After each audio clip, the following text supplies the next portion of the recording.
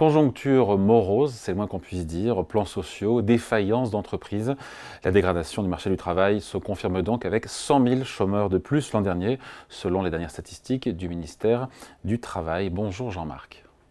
Bonjour David, bonjour tout le monde. Jean-Marc Vittori, éditorialiste aux Échos.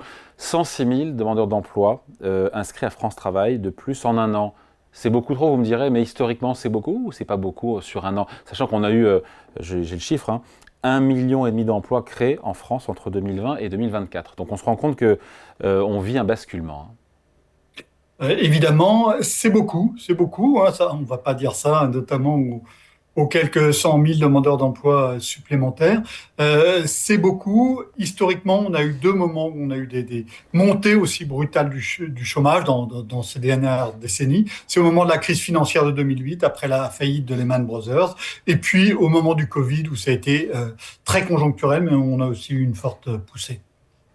Le chômage, donc, on le sent bien, est sur une mauvaise pente.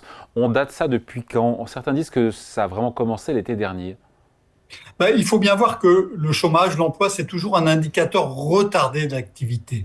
Ça vient après. Quand les affaires commencent à moins bien tourner, les entreprises ne réduisent pas la voilure tout de suite, elles attendent de voir. Et donc, ce qui se passe aujourd'hui sur le marché de l'emploi, ce qui s'est passé à la fin de l'année, puisque c'est les chiffres du quatrième trimestre qui ont été publiés, ça fait écho à ce qui s'est passé dans l'économie française avant même la dissolution de l'Assemblée nationale. Et donc, on avait en fait depuis l'après-Covid, on avait une croissance qui était extrêmement lente, qui était autour de 1% par an. Et qui crée malgré tout des emplois. Et cette croissance, elle est en train de ralentir encore. Elle a encore ralenti. Les perspectives se sont dégradées au milieu de l'an dernier, ou encore plus dégradées. Et donc, ce qui se passe aujourd'hui, ça fait écho à ce qui s'est passé il y a plusieurs mois dans les usines et dans les bureaux. C'est le chiffre du quatrième trimestre qui est vraiment très mauvais en matière de nombre Mhm. de nouveaux chômeurs. Est-ce que c'est en train de faire boule de neige? Est-ce que la pente devient de plus en plus glissante?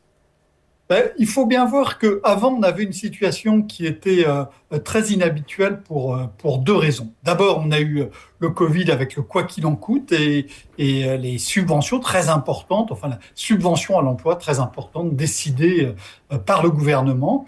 Après avoir tiré les leçons, ce qui s'était passé en 2008, on s'était dit qu'il fallait mieux que les entreprises gardent leurs salariés plutôt qu'elles les licencient, qu'elles les mettent de côté et qu'elles soient à court de salariés au moment où ça repart. C'est ce qui s'était passé en 2009-2010 après le choc Lehman. Les entreprises allemandes avaient gardé leurs salariés, les entreprises françaises ne l'avaient pas fait et les entreprises allemandes avaient redémarré beaucoup plus vite que les entreprises françaises. Donc il y a eu ce dispositif qui a été mis en place, qui a incité les entreprises à retenir leurs salariés et elles ont attendu longtemps avant de se décider à ajuster leurs effectifs. Donc, on a eu quelque chose de très inhabituel dans ce qu'on a vu ces dernières années là-dessus. Et puis, la deuxième chose très inhabituelle qu'on a vue, c'est aussi la flambée d'inflation, qui joue sans doute son rôle, parce que les entreprises ont pu relever leurs prix sans relever tout de suite les salaires. Et donc ça, quand vous pouvez augmenter les prix et que vous avez des salaires qui n'augmentent pas beaucoup, le chef d'entreprise, qu'est-ce qu'il fait?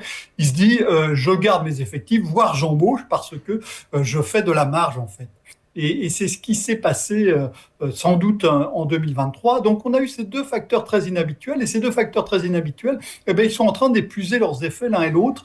Et donc ça explique cette remontée brutale au-delà de la faible conjoncture. Mais évidemment, on a aussi une faible conjoncture. On a vu des défaillances d'entreprises qui ont remonté vigoureusement l'an dernier, après avoir été exceptionnellement basses en 2020, en 2021, 2022. Donc on a des défaillances d'entreprises qui remontent et on voit que les entreprises sont en train de réajuster leurs effectifs de manière assez massive et le mouvement peut paraître brutal. Et ce n'est pas fini parce que il y a plein de plans sociaux qui ont été annoncés, qui n'ont pas encore exercé leurs effets. Il va y en avoir d'autres.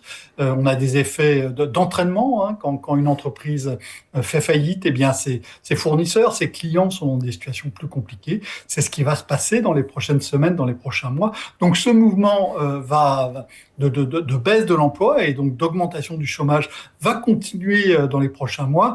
Je ne crois pas à un dévissage tout à fait profond. On est plutôt à un réajustement après un temps qui a été tout à fait exceptionnel. On a réussi à créer des emplois massivement alors qu'on avait une croissance extrêmement lente. Encore une fois, 1,5 million d'emplois créés entre 2020 Oui, oui, et oui. Ben oui. 2024. On attend 100 000 destructions d'emplois cette année. Ça faisait donc longtemps qu'on n'avait pas vu ça. Encore une fois, on vit comme un basculement, même s'il n'y a pas de catastrophisme, on vit un basculement. Non, moi je crois qu'on vit plutôt un enlisement ou un ensablement. On n'allait pas très vite, on va encore moins vite, et donc évidemment ça a des effets sur le marché du travail. Je ne crois pas à un retournement absolument dramatique, à des licenciements qui vont exploser dans les prochains mois. Je dis pas qu'il n'y en aura pas, hein, mais je ne crois pas à une accélération de cette réduction de l'emploi. Cette dégradation, Et oui, pardon, Jean-Marc, allez-y. non, non, mais allez-y, allez-y. Cette dégradation, elle est du marché du travail, elle est franco-française ou est-ce qu'on la retrouve aussi ailleurs en Europe à des degrés divers, hein? On la retrouve ailleurs en Europe avec des modulations, mais c'est quelque chose qu'on voit de façon assez générale en Europe. Et évidemment, ça reflète hein, une conjoncture en Europe qui n'est pas très bonne. En Allemagne, hein, vous avez vu, il y a des constructeurs automobiles allemands qui ont annoncé des réductions d'effectifs en Allemagne. Volkswagen a annoncé ça. Ça ne s'était jamais vu dans l'histoire du groupe qui a 80 ans. Et donc, on voit bien que d'autres pays sont aussi dans une situation compliquée. Ça explique aussi les difficultés de la France, hein, parce que l'Allemagne, c'est évidemment un très gros marché pour les entreprises françaises. Et le fait que l'Allemagne soit en récession depuis maintenant 2 ans, ça explique aussi Hum. les difficultés des entreprises françaises aujourd'hui.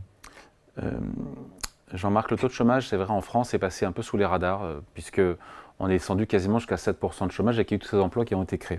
Et c'est vrai que c'était plus considéré, quand on interrogeait les Français, comme étant une priorité, ou en tout cas un enjeu économique prioritaire, ou une source d'angoisse. Et là, on se dit qu'avec un taux de chômage qui devrait remonter, d'après les prévisions, à 8,5% cette année, on se dit que potentiellement la crainte, en tout cas, du chômage pourrait revenir. Alors, on le voit déjà tout à fait clairement hein, dans les enquêtes que l'INSEE fait régulièrement auprès des ménages, auprès des particuliers. On leur demande qu'est-ce qui vous inquiète. Et donc, évidemment, ces dernières années, ce qui les avait inquiétés, c'était les prix, c'était l'inflation. Et on en a beaucoup parlé. Maintenant, cette crainte de l'inflation, elle est en train de diminuer au fur et à mesure que l'inflation ralentit, même si le niveau des prix reste largement supérieur à ce qu'il était il y a 4 ou 5 ans. En revanche, clairement, les Français s'inquiètent du chômage. On le voit de manière tout à fait claire, avec le risque que ça pèse sur leur consommation et donc que ça entretienne une conjoncture très morose en France. On se dit, et ça paraît loin, et en même temps près, post-Covid, on a parlé de pénurie, de tension sur le marché du travail. Potentiellement, c'est terminé, ça. On voit un certain nombre de secteurs où ça s'améliore lentement. Hein. Par exemple, les chauffeurs routiers, il y a on a une activité qui ralentit, donc on a moins besoin de transporter. Donc les chauffeurs routiers, on en manque moins. Il ne faut pas tout de même estimer que tout ça est absolument parfait. On a encore, de manière très sectorielle, très localisée, des entreprises qui ne trouvent toujours pas les compétences dont elles ont besoin. Et d'autres entreprises ou dans d'autres bouts de l'entreprise, on trouve effectivement une situation qui est beaucoup plus détendue, beaucoup plus confortable pour les entreprises et beaucoup plus inconfortable pour les salariés. Donc on a une réalité du marché du travail qui reste extrêmement morcelée. Il ne faut pas se dire que parce que le chômage a remonté de 100 000 personnes, toutes les situations de pénurie sont réglées. Non, on voit encore 10, 20, 30% d'entreprises qui ont des difficultés à recruter, pas sur l'ensemble des compétences dont elles ont besoin, mais sur des métiers très spécifiques. On ne devrait pas aller au-delà de 8,5% de taux de chômage, selon vous? Parce que souvent, historiquement, la France, quand elle était au plein emploi, elle était à 7, là où les autres étaient à 4 ou 5. Et quand ça allait mal, on montait à 10 ou 11%. Je parle sous votre contrôle, le taux de chômage. Là, on devrait rester autour de 8,5%. Et il faut voir qu'on a eu tout de même un certain nombre d'améliorations structurelles dans ce pays, y compris sur ce qui concerne les règles du marché du travail, qui devraient permettre de contenir la montée du chômage beaucoup plus que ça n'avait été le cas quand effectivement il avait dépassé les 10%. Donc on peut espérer une montée du chômage moins forte que ce qu'on avait vu dans les creux précédents et c'est une bonne nouvelle malgré tout. Ouais. Et une moins bonne nouvelle, on finit là-dessus malheureusement, pour les jeunes. J'ai vu le taux de chômage des jeunes, on est à 17%. Il y a un sujet là, hein. Quand les entreprises arrêtent d'embaucher, évidemment, parmi les gens qu'elles embauchent moins qu'avant, il y a ceux qui rentrent sur le marché du travail. Et ça, c'est ce qui se passe aujourd'hui. C'est hélas tout à fait classique et ça peut poser des problèmes politiques, des problèmes sociaux qui sont assez compliqués à gérer ensuite. Allez, merci beaucoup. Explication signée Jean-Marc Vittori, éditorialiste aux Échos. Merci Jean-Marc, bonne journée. Merci, bonne journée, au Salut. revoir.